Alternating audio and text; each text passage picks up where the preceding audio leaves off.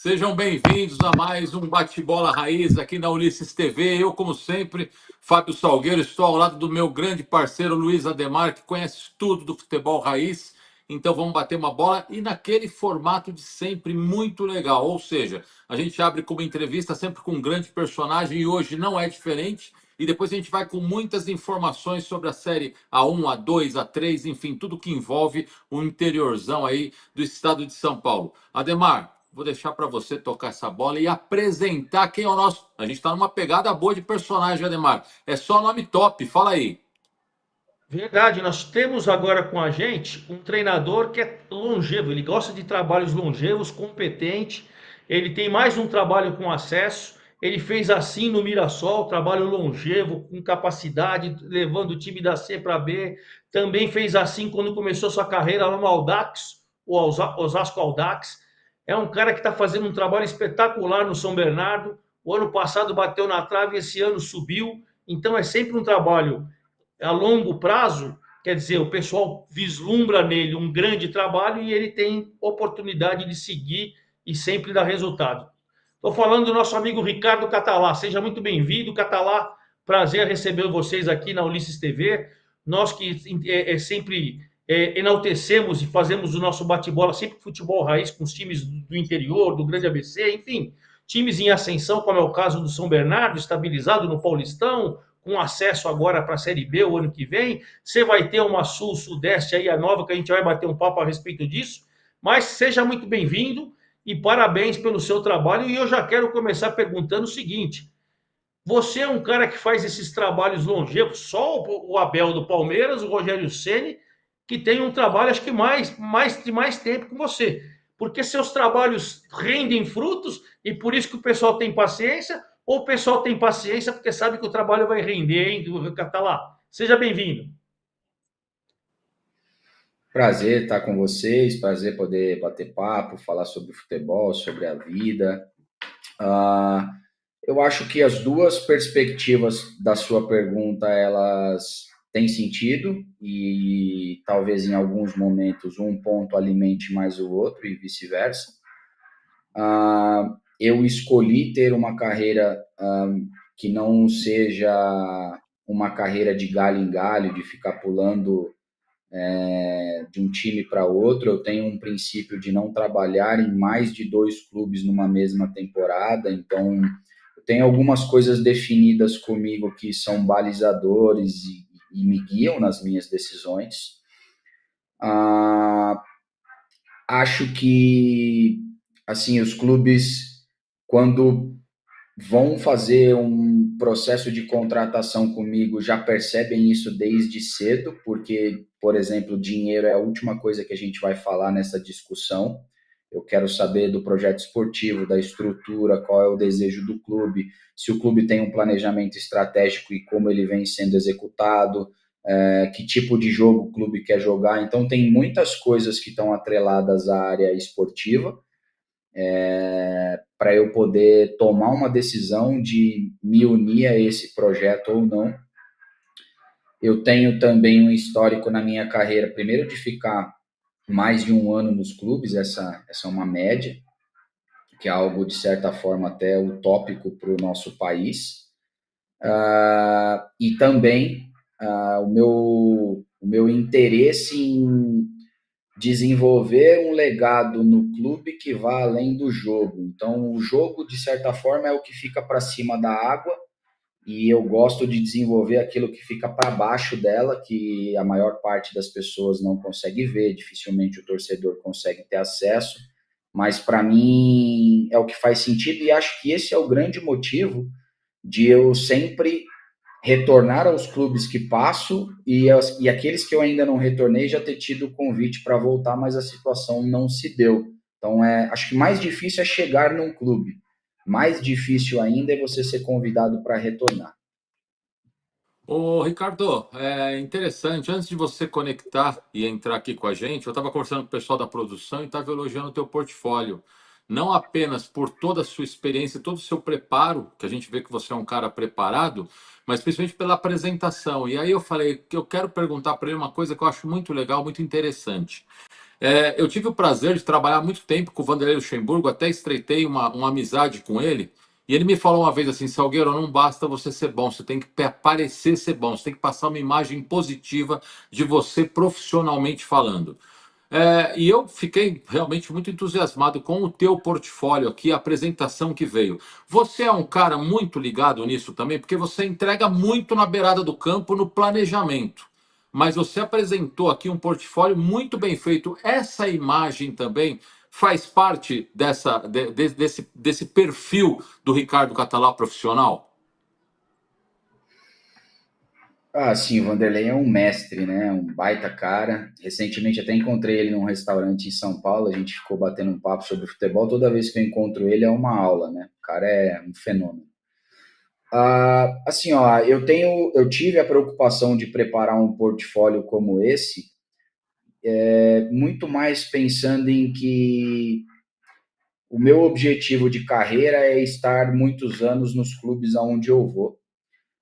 No Brasil é algo difícil, mas talvez construir um caminho para fora do país possa ser uma alternativa.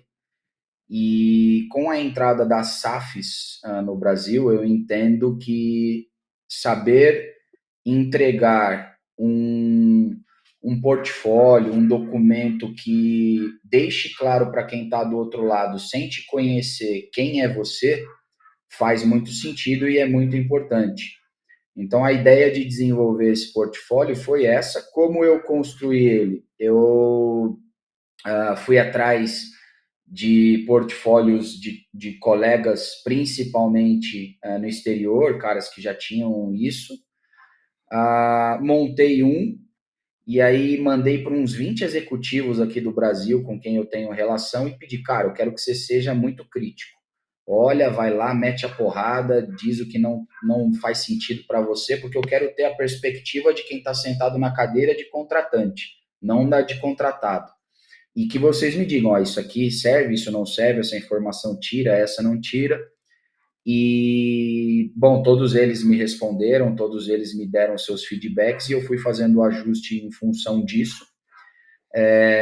Eu já estou preparando um novo modelo, um pouco mais interativo e tecnológico, assim, porque eu acho que essa é uma tendência. Então, acho que eu sentia a necessidade de poder. Eu imagino que você tenha visto o portfólio e tenha dito: beleza, isso, Catalá é isso aqui, o jogo dele é esse aqui, ele vai fazer isso em determinada situação, a organização da comissão técnica dele se dá dessa forma.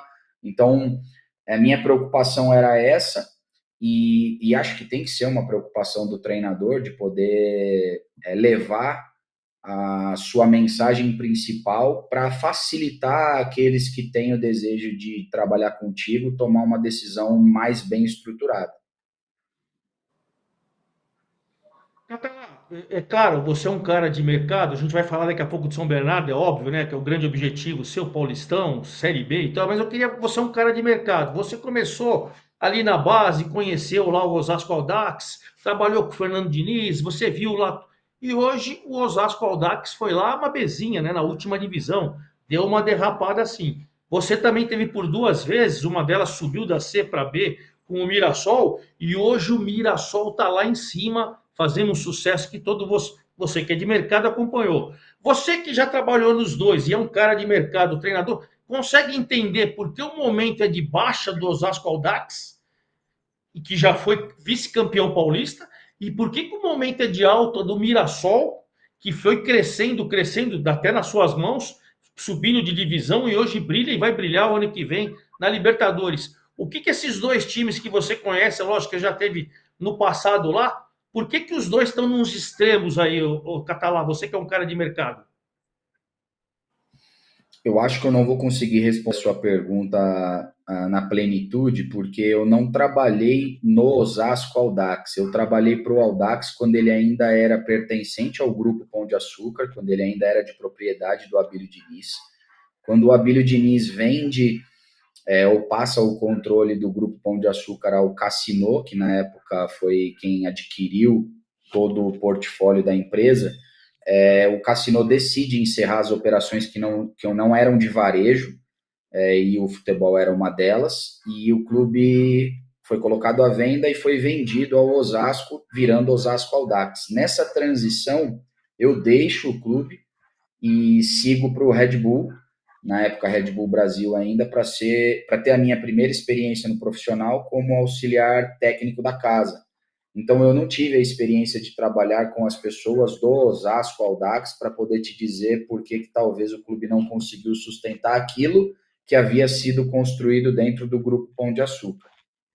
Quanto ao Mirassol, eu acho que existem alguns pontos que são fundamentais para que o clube seja um clube de sucesso, sólido e em pleno crescimento. Primeiro, é o Juninho Antunes, ele é um fenômeno, ele é um cara à frente do tempo dele, é um cara que sabe fazer futebol, muito bom nisso. Depois, é um cara que entendeu lá atrás, quando o Mirassol ainda não tinha nem divisão e era um clube que brigava para não cair no Paulista, ele montou o CT, ele construiu o CT, então pegou o dinheiro da venda de um jogador e investiu nisso. E eu brinco, curiosamente, depois que o CT apareceu, o Mirassol fez assim. Então, para você ver a importância de ter uma infraestrutura de qualidade para desenvolvimento de trabalho, então acho que a infraestrutura é top. Eu moro em Mirassol, tá? Eu estou no São Bernardo, mas minha família está em Mirassol, porque desde a minha primeira passagem, minha esposa e minhas filhas se adaptaram à cidade, então eu estou sempre lá com eles. E você vai lá, depois de 15 dias, já tem alguma coisa nova, tem uma máquina nova, um equipamento novo, uma tecnologia nova. Ótimos profissionais, e foi assertivo, e aí vou puxar um pouco sardinha para o meu lado, foi assertivo na confecção de um elenco que pudesse performar além da B. Então, quando nós montamos o elenco de 2023 para a primeira B do Mirassol, para a primeira Série B do Mirassol, a gente contratou jogadores que poderiam jogar B, fazer a diferença, mas também jogar A. A base desse time está lá hoje. Alguns ainda são titulares, então o Lucas Ramon já estava conosco, Luiz Otávio Zagueiro estava conosco, Muralha estava conosco, Neto Moura estava conosco, Danielzinho estava conosco, Gabriel, Negueba, o De La Torre que saiu agora recentemente. Então, enfim, diversos jogadores que vieram para aquele ano e Chico Kim, esses jogadores permanecem lá hoje e performam num nível de exigência alto. Então, eu entendo que ter essa visão, como eu te disse no começo, de planejamento estratégico, nós estamos aqui, nós queremos chegar lá, o caminho é esse, vamos executar dessa forma, faz toda a diferença para que o clube possa ser autossustentável. Ô Catalá, eu estou anotando aqui o teu portfólio, eu quero mergulhar ainda um pouquinho com relação a seu teu plano de carreira, que você é um cara extremamente novo, e isso é muito legal, porque a gente vê que a gente vislumbra um futuro para você maravilhoso, não só já diante da realidade, que é muito boa, que é muito legal com relação a resultados, e o Ademar citou isso aí para você com muita propriedade. Agora, você é um cara que você vive muito momento e focado nessa coisa de que, olha, eu quero fazer um trabalho longo, eu não quero ficar pulando de clube em clube, tudo. Ou você para pensar e você fala assim, olha, realmente, daqui 2, 3 anos eu quero ir para a Europa, eu quero ter oportunidade, por isso que eu estou preparado, por isso que o meu portfólio tem tanta coisa assim. Você é um cara que, queira ou não, fala outras línguas, né? Então, quer dizer, você tem você tem o passaporte, a cidadania europeia, o que é uma coisa que abre portas também. Você projeta a sua carreira desse, ou você acha que é tudo uma consequência, você não tenta mirar, até para não causar muita frustração pessoal, caso não role? Como é que você trabalha isso dentro de você? São dois paralelos que convivem para esse tipo de situação. A primeira, eu sou muito intenso no dia a dia, vivendo o dia a dia. Então, tudo que eu faço hoje é para o bem do São Bernardo, para o desenvolvimento do clube, para que nós sejamos capazes de colher os resultados, mas que também o clube tenha um crescimento sustentável. A outra parte de mim diz, olha, tudo bem, mas aonde você quer chegar, e a Europa é um objetivo, mas eu entendo que hoje, do jeito que está confeccionado esse caminho, vai ser um pouquinho mais complexo. Vou te dar um exemplo, tá? Durante o Campeonato Paulista, eu recebi um convite de um dirigente que controla um grupo multiclubes na Europa, e um dos clubes desse multiclube é belga, e ele me fez o convite, olha, eu vou trocar o treinador do clube belga ao final da temporada, você tem interesse em participar do processo seletivo? Eu disse, tenho. Ele me disse, ok, só que você já me conhece, nós temos uma relação de muito respeito, eu não vou interferir em nada até que você possa demonstrar que venceu, vamos dizer assim, a batalha com os outros concorrentes. Eu disse, ok, participei do processo seletivo com 2 profissionais, começou com 2 profissionais e depois foram vários outros dentro da instituição, que eu não conhecia, de outras nacionalidades. O processo foi todo em inglês. E passado aí uns 3 meses, mais ou menos, eu recebi um retorno desse dirigente de que eu havia sido aprovado para essa vaga. E aí, quando eles foram operacionalizar essa situação, eu não podia dirigir um time na Liga Belga e nem na Europa, porque a UEFA exige que um treinador sul-americano / brasileiro, para trabalhar lá, tenha 5 anos de experiência na Série A de seu país. Ou seja, eu não dirigi nenhuma equipe durante 5 temporadas na Série A, portanto, ainda que eu tenha a licença Pro chancelada pela Conmebol, eu não tenho o direito de trabalhar lá. Claramente uma reserva de mercado. Então, eu vou precisar estruturar esse caminho de uma outra forma, e aí é tentar ir construindo situações para fazer a convalidação da minha licença na UEFA, para poder ter esse direito. Então, hoje é um caminho que a porta acabou ficando fechada em função de uma questão burocrática. E aí, quando eu sou sempre questionado sobre os estrangeiros no Brasil, eu sou super a favor, porque eu já fui imigrante e eu sei muito bem como é estar em outro país, mas que houvesse reciprocidade nas normas. Então, a mesma norma que é exigida pela UEFA, que fosse exigida pela CBF, pela Conmebol, para que aí, então, as vagas fossem reguladas pela competência e não pela nacionalidade. Que coisa, hein? Que coisa. Isso é uma tremenda, desculpa a palavra, uma tremenda sacanagem, né?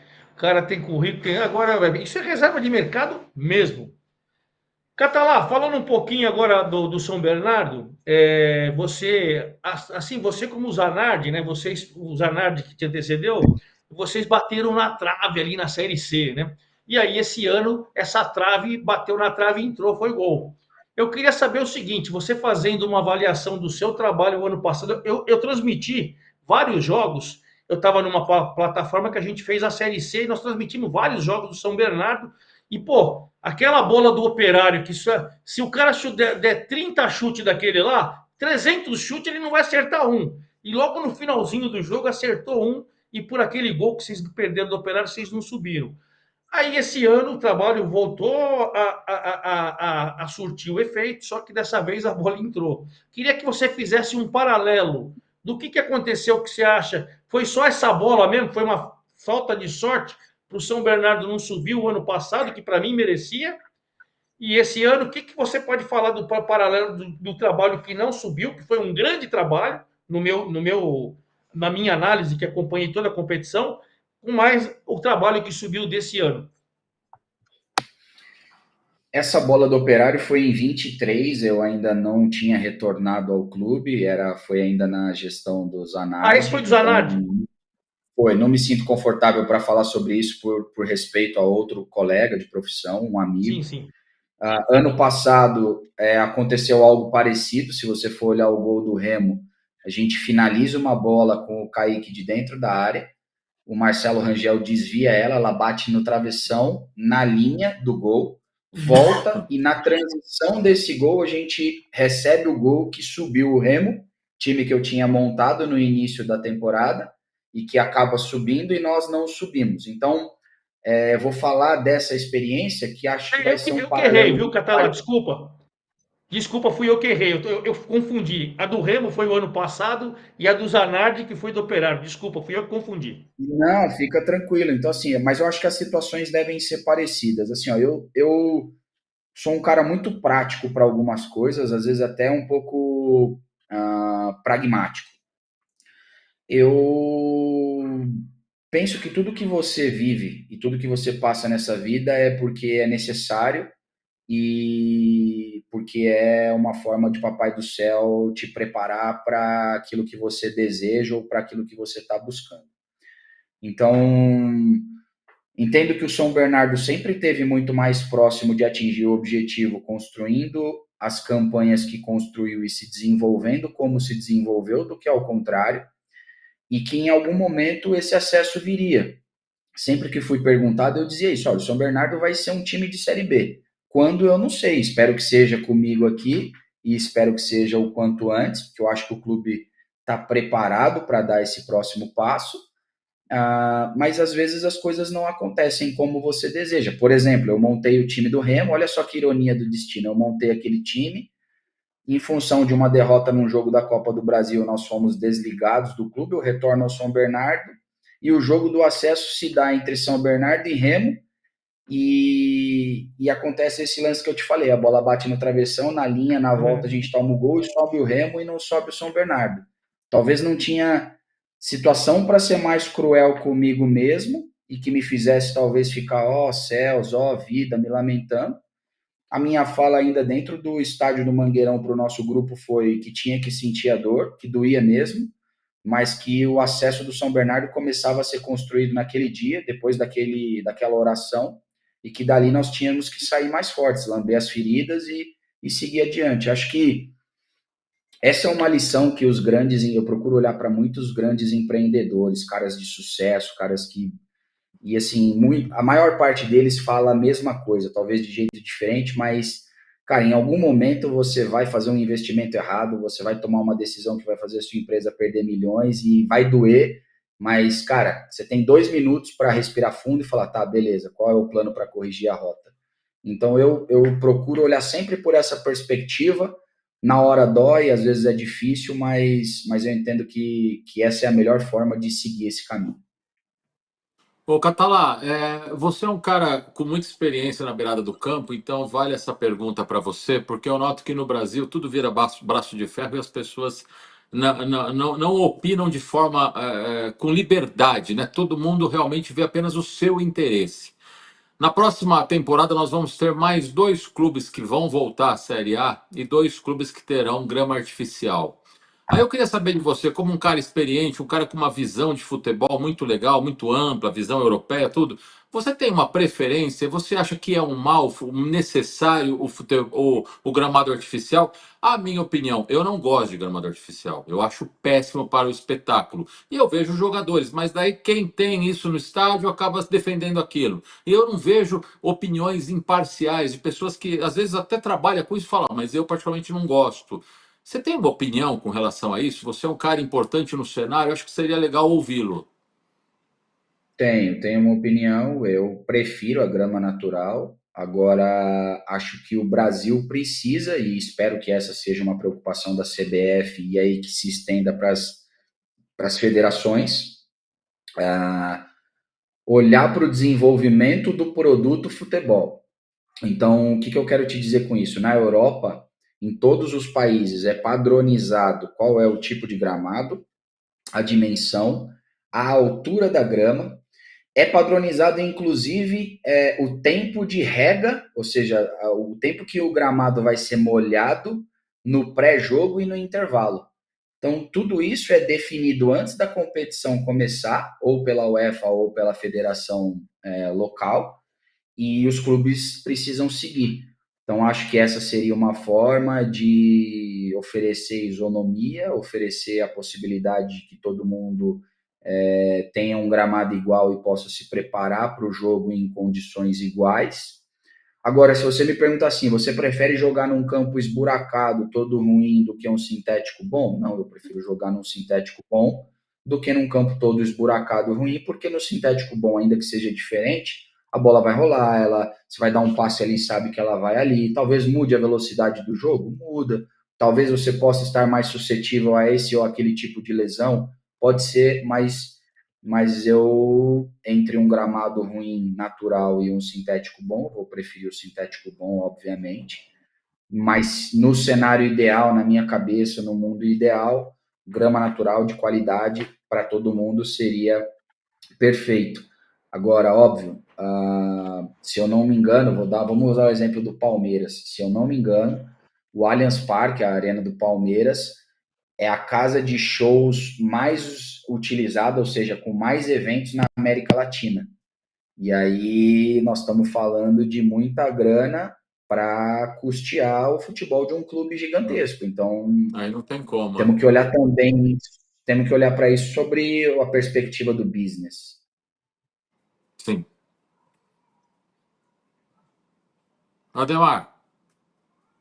Opa, vamos lá. Catalá, eu pelo menos tenho uma expectativa muito boa em relação ao São Bernardo em o próximo Paulistão, que vai ter um regulamento diferente. Por quê? Vocês fizeram um grande Paulistão, chegaram para jogar com o Palmeiras em jogo único dentro da sua casa, porque vocês fizeram uma grande campanha, né? E o Palmeiras, com todos os investimentos, pois esse ano o Palmeiras fez 700 milhões quase e tal, e vocês chegaram numa situação de fazer jogo único, ou seja, mais uma vez uma grande campanha de São Bernardo. Depois vocês foram e subiram. Aí eu tenho acompanhado agora essa transição do São Bernardo. Eu estou vendo que ali, até comentei com você antes, fora do ar, aqui antes da gente começar, o São Bernardo, uma reformulação de 50%, um pouco mais. Você até me disse que vai ter que ter um elenco maior, porque você vai ter o dobro de jogos agora, né? Você vai jogar 38 na Série B, você vai jogar o Paulistão, você vai jogar a Sul-Sudeste e tal, enfim. Essa reformulação, depois de você montar um time tão vitorioso, para mim vitorioso, não é porque foi eliminado pelo Palmeiras que deixou de fazer uma grande campanha, né? Você chegou no mata e foi uma grande campanha. E depois subiu, outra grande campanha.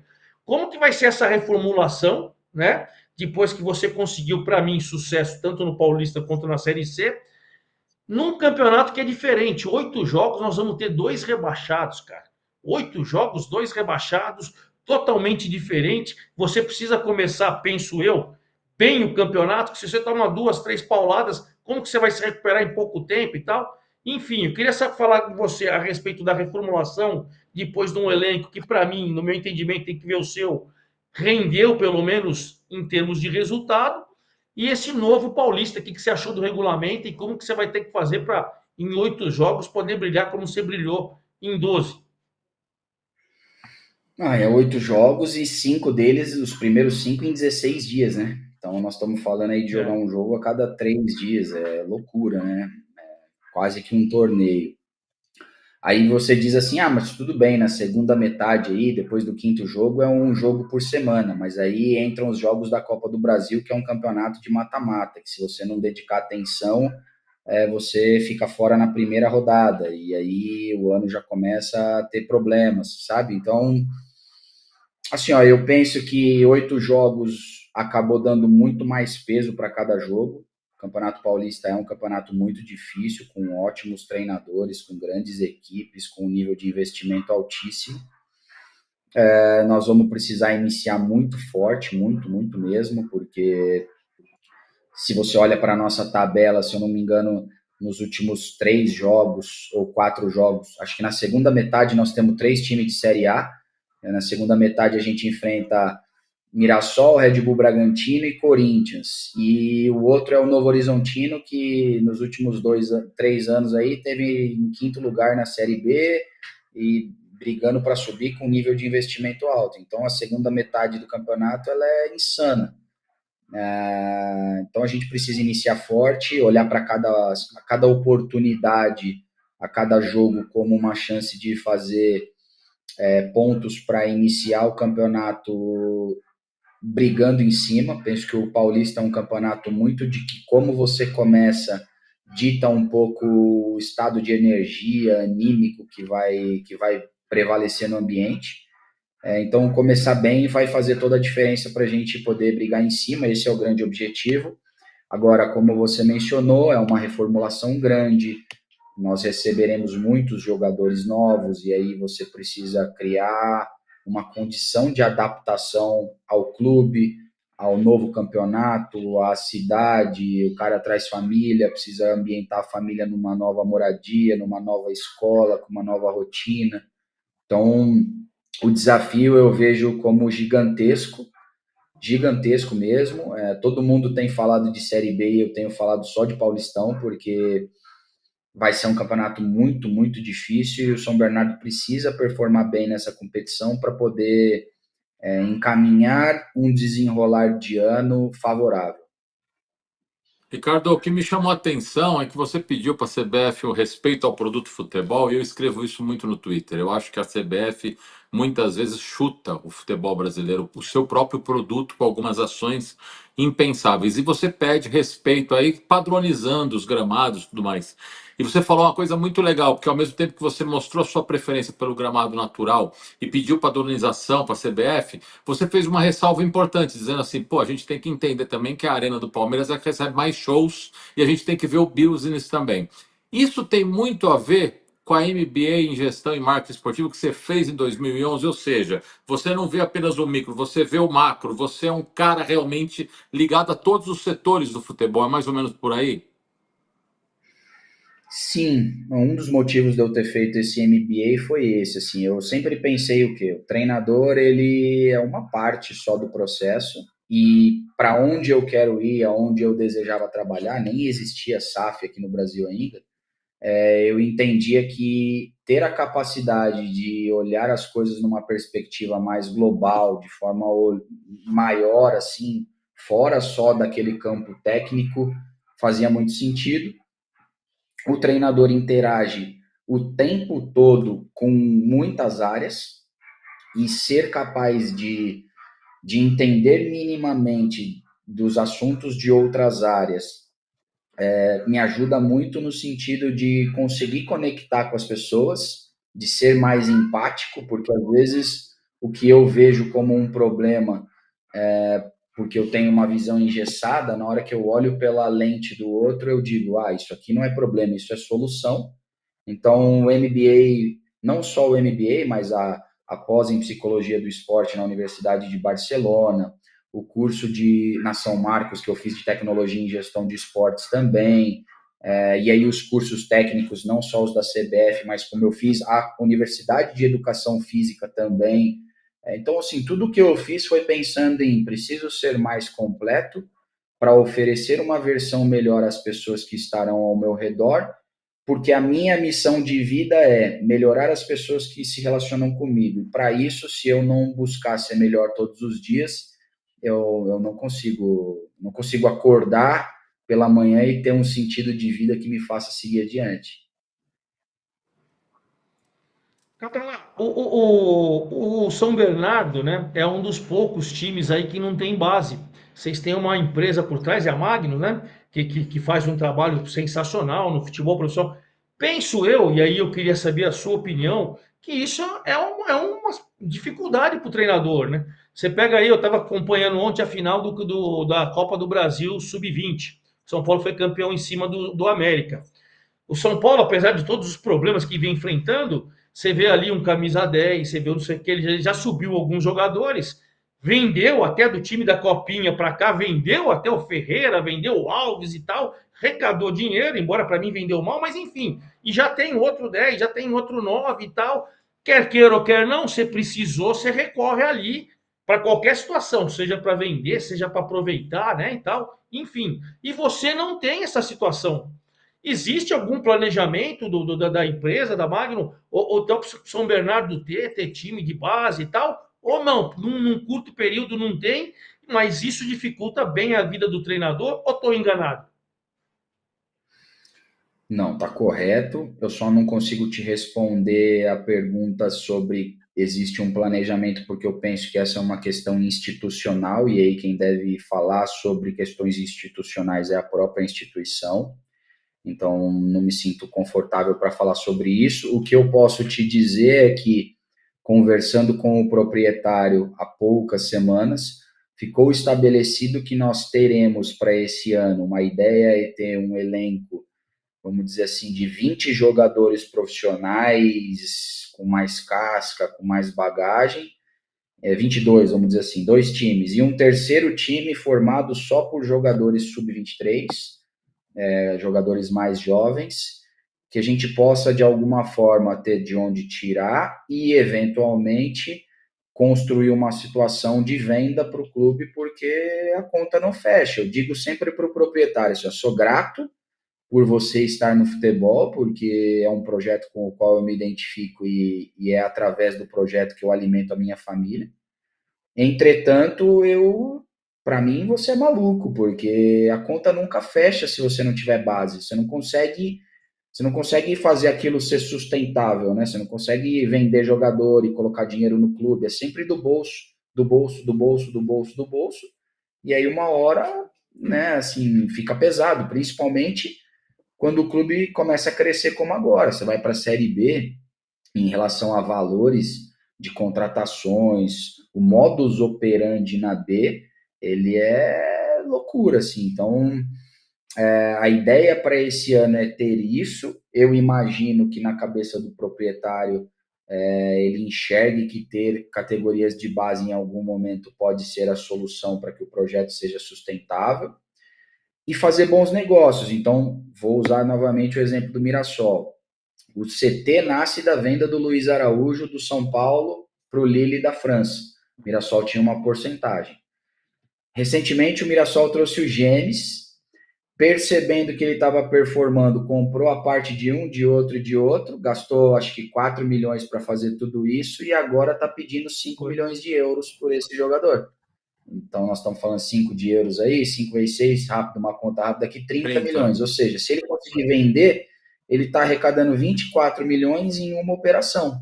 Então, a ideia desse sub-23 é, eventualmente, poder encontrar essa peça para poder fazer esse tipo de negócio e ajudar o clube a ter fôlego financeiro para outras coisas. Legal, legal. Ô, É isso Ademar, aí, eu vou fazer a última para o Fabião. Ricardo. Oi? Fabião, deixa eu só. O Catalá falou Claro, claro. do James, né? Era 50% do Capivariano e 50% do Vila. O Mirassol pagou 4, o São Paulo foi fazer uma consulta, ele pediu 30. Foi Então. rapidinho assim. Ó, acabei de comprar por 4, mas se quiser 30, eu tô vendendo.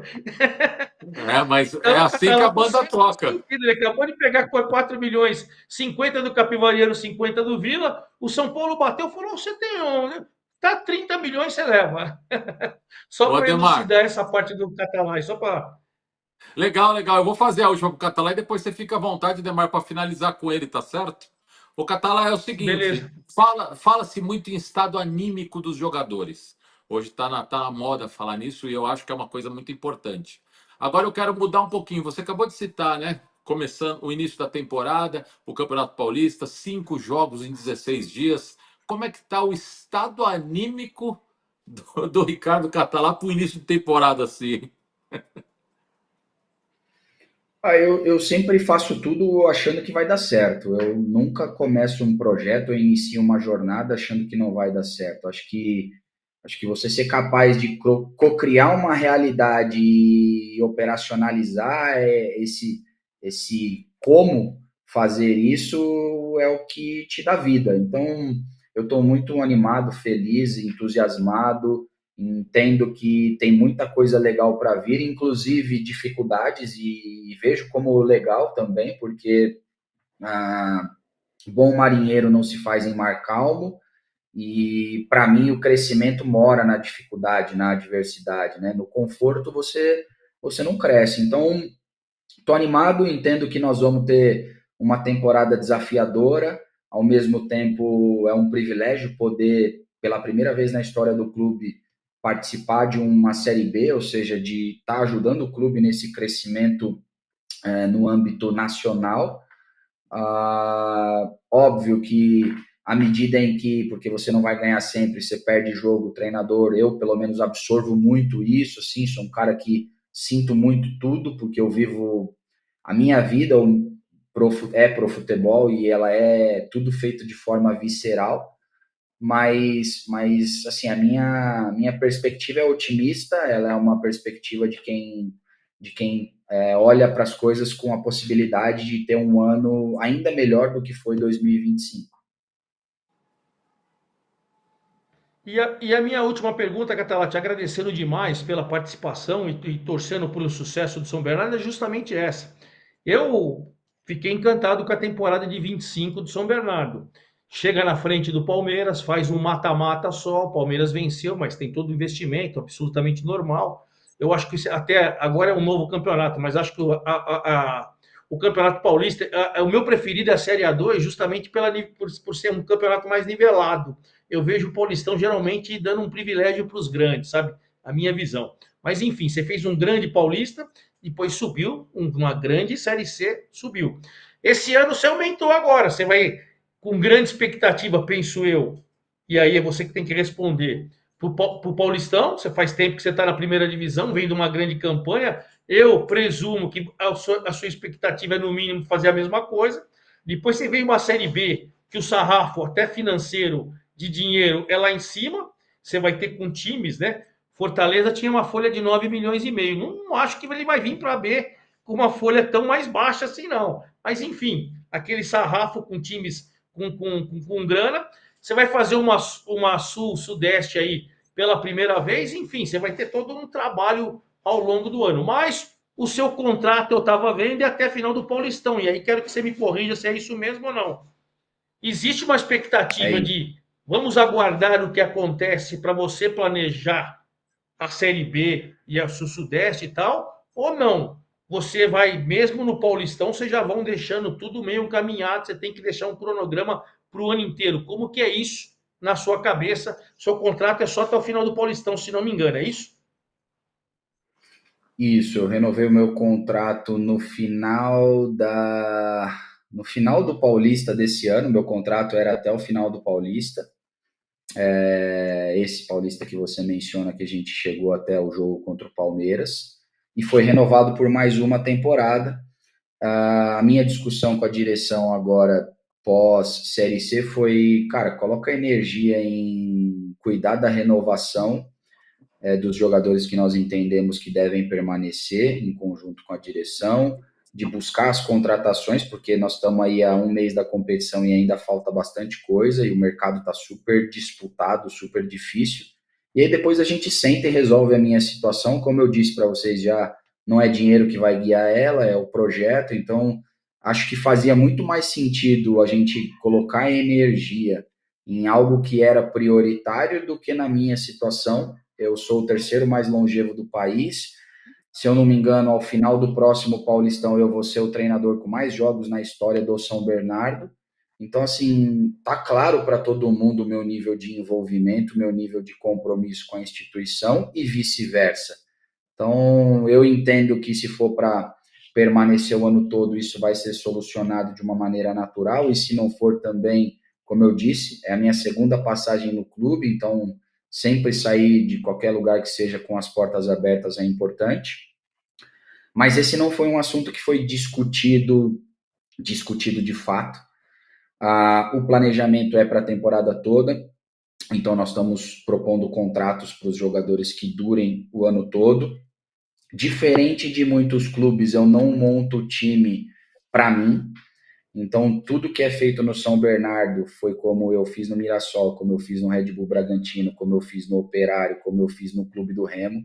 A gente cria um comitê que envolve a comissão técnica do treinador, a comissão técnica permanente, o departamento de mercado e a direção do clube.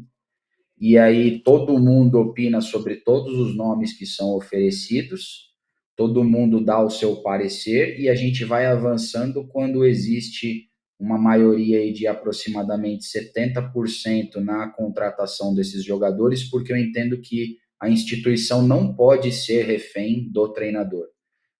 Porque amanhã ou depois o treinador não está mais, pelo motivo que seja, e a instituição tem ali um elenco conectado com a instituição e não somente com a ideia do treinador. Então, acho que o planejamento, pelo menos nesse caso, não passa muito pela minha figura, ainda que eu seja uma parte desse processo.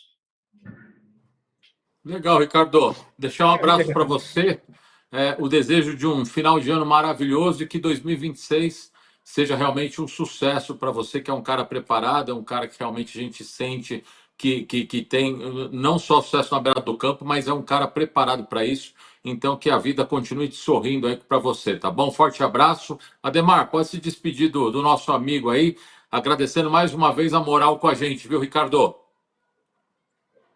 Muito o meu respeito ao seu trabalho, parabéns, realmente é um trabalho sensacional. A gente vê seu currículo, e não só pelo currículo, pelo que você falou. Às vezes você não ganha, mas o legado que você deixa, você não subiu um ano, falou para os caras lá no vestiário, pô, a gente construa para o ano que vem. Foi lá e subiu. Ou seja, você via que tem um trabalho ali, se você der sequência, o trabalho vai surtir efeito. Parabéns, essa temporada para mim foi sensacional de São Bernardo e de coração torço para que seja mais sensacional ainda para o São Bernardo em 2026. Muito obrigado pela atenção, viu, Catalá? Eu quem agradeço. Antes de me despedir, acho que é importante a gente falar disso que você falou. Eu não quero que a bola que entra ou a que não entra me defina, porque eu sou muito mais do que aquela bola ali, sabe? Futebol tem muito isso. Às vezes a bola bate e sai, às vezes ela bate e entra, e as pessoas tendem a te julgar e a te avaliar por isso. Então, o meu propósito é muito maior do que esse, e acredito que tendo um propósito maior, essas coisas vêm por arrasto, vêm junto no pacote.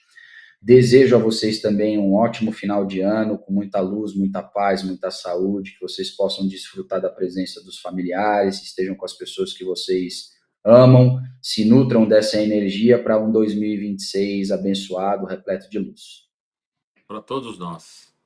Legal, Catalá. Amém. Forte abraço. Obrigado, viu? O Ademar, mais uma entrevista muito legal para o nosso programa. Um abração mesmo para o Catalá, para o nosso futebol raiz. A gente mantém essa pegada muito legal aqui na Ulisses TV. Ademar, agora eu quero tocar com você o seguinte: o Pozóvio e o Kel fizeram uma coisa bem legal aqui, que é os principais clubes da Série A2 e A3 que reforçaram, que apresentaram nomes essa semana. Você tem um roteirinho aí que você prefere tocar, Ademar, ou eu vou falando os nomes para você? O que você acha melhor? Você é um cara que tem todas as Não, fica à informações vontade. da Ô, ponta da Fabião, linha. eu sempre. Eu tenho aqui, né, A1, A2, A3, eu faço um roteirinho que eu vou fazendo nos meus vídeos também no meu canal. Hoje mesmo eu gravei da Série A1 do Paulistão. Depois de gravar da Série A1, ontem eu ia gravar, mas ia ter novidade, não sei o quê. Gravei, o Botafogo já apresentou um jogador, não sei o quê, já apresentou outro e tal. Então, essa época, você faz isso e já tem novidades de uma hora para outra, né?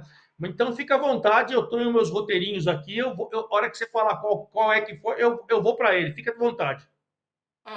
Aqui, ó, na verdade, no Santo André, 1, 2, 3, 4, 5, 6, 7, 8, 9, 10. Tem 11 jogadores que se apresentaram nos últimos dias aí. Você gostaria de destacar alguns desses jogadores aí? O que você acha? O Cupertino tinha dito para nós, né, na entrevista, que realmente a partir daquele dia ia começar até naquele dia mesmo dois jogadores. O Santo André está montando um novo elenco, né? Está montando um novo elenco. Eu tenho visto aqui com jogadores, por exemplo, o último deles, o Rafael Tanque, que jogou no União São João a Copa Paulista, já jogou, enfim, no São José, é um cara com experiência. O Copertino, junto com o Sérgio Soares, que é o coordenador de futebol, está procurando fazer um time mais experiente, porque a Série A2 é muito difícil. Para mim, é o campeonato mais difícil que tem e o mais emocionante. E até fico feliz que nós fomos jantar depois do programa do Ulisses. E o Ulisses, quando eu cheguei na Ulisses TV na segunda-feira, ele me disse: Ó, já assinei com a Série A2. Nós vamos ter 2 jogos por rodada e já assinei com a Série A3. Aí precisa ver como que o Ulisses faz o planejamento, se vai ser mais na reta final e tal. Aí é um planejamento do Ulisses, junto com o Kel, junto com o Puzov aí, que eu não sei se precisar eu participo, claro, até falei para ele, cara, vamos para as cabeças, né? Mas o certo é que a gente está vendo a primeira rodada. Você falou do Santo André, que vem muito. O São Bento vem fazendo um novo time, assim como o Santo André, por exemplo. Já o São José, vamos pegar um exemplo, que jogou a Copa Paulista. Tem uma base de time forte e vem fazendo grandes contratações. A última delas, o Irã, zagueiro que foi campeão da Série D pelo Barra de Santa Catarina, que é um clube empresa que faz um trabalho brilhante. Vejo o São José muito forte. O Taubaté contratou a grande estrela do Santo André nesse ano, foi o último reforço dele. O Ariel foi o artilheiro, classificou o time, foi para mata-mata. Era o Gilson Kleina. O Ariel foi contratado pelo Taubaté hoje, né? Então, eu vejo o 15 Piracicaba, que foi campeão, que nós acompanhamos da Copa Paulista, fez belas contratações, vem forte também. Enfim, a gente tem aí na primeira rodada, a Ferroviária, por exemplo, para mim, era uma incógnita, né? Aí trouxe o Rogério Correia, que fez 2 Séries Cs pelo Volta Redonda, é um cara que tem um conhecimento vasto aí. A Ferroviária que caiu para a Série C, na Série C, provavelmente vai começar a fazer contratações interessantes. O Grêmio Prudente hoje, quer ver? Eu até anotei, hoje, o Kevin Moreira, que jogou a Série C pelo CSA volante, foi uma das últimas contratações. O goleiro Vanderlei, aquele que brilhou no Santos, lembra? Todo mundo pedia na seleção e tal, foi contratado pelo Água Santa, que vai vir forte com o Ademir Fezan, que subiu com a Inter de Limeira da Série D para a Série C. Olha nesse Água Santa aí que vem forte. O Juventus, que virou SAF, está contratando um jogador atrás do outro, está contratando contratou o atacante Daniel Cruz, que estava na Chapecoense, que subiu na Série B para a Série A, uma das últimas contratações. Trouxe 2 estrangeiros, um equatoriano e um é equatoriano e outro é chileno, quer dizer, está vindo do mercado sul-americano também. Enfim, Fabião, essa Série A2 que nós vamos transmitir 2 jogos por rodada, pode ter certeza, amigos, sem falsa promessa para vocês, mas acompanhe aqui na Ulisses TV que você vai ver cada jogaço. E aí eu não sei, a gente precisa conversar, Ulisses, como tem esse trabalho com a federação, se a gente vai poder mostrar os gols, que seria legal, além dos 2 jogos que a gente fala, nos nossos programas, assim, se a gente conseguir a permissão, e aí precisa ver depois se é possível isso, a gente mostrar os gols, que vai ser muito legal, viu? Esse campeonato. Veja aí, ó, Monte Azul, que trocou o treinador. Aliás, o Monte Azul, vale a gente falar também, que trouxe o Josué Gama, trocou de treinador, porque ele subiu, né, da Série C para a Série A2. Monte Azul, Inter de Limeira. Linense, que é SAF, com São José, que é SAF. São Bento, que está tentando se acertar com o SAF, com 15, que é muito organizado e está querendo ser SAF. Oeste, que é quase uma SAF, porque tem um dono, com a Ferroviária, que é SAF. Juventus, que agora é SAF, com o Santo André, que está se reformulando. O Votuporanguense, com o Água Santa, você pode falar que é clubes e empresas também. Grêmio Prudente e Ituano são. Sertãozinho estruturado como o Taubaté. Então veja que esse campeonato vai ser um espetáculo, viu, Fabio?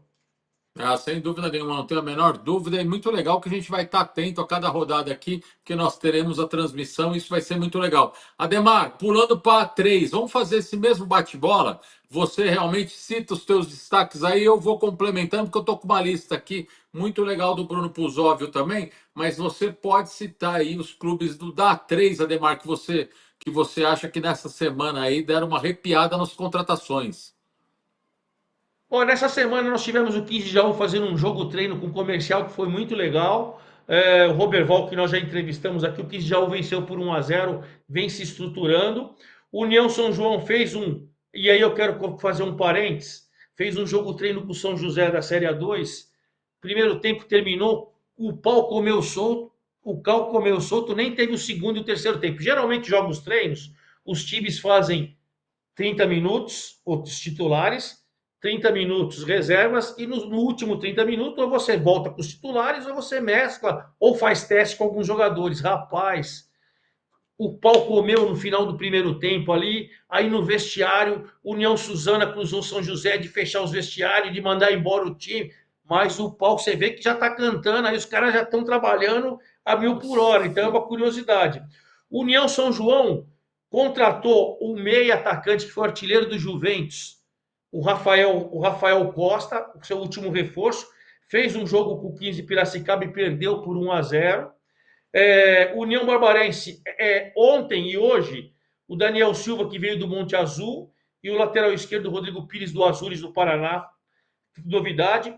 O Rio Claro, cara, vem contratando também, assim que nem o Santo André, um dia após do outro eles vão anunciando. O último foi o Luan Oliveira, que era do Taquaritinga.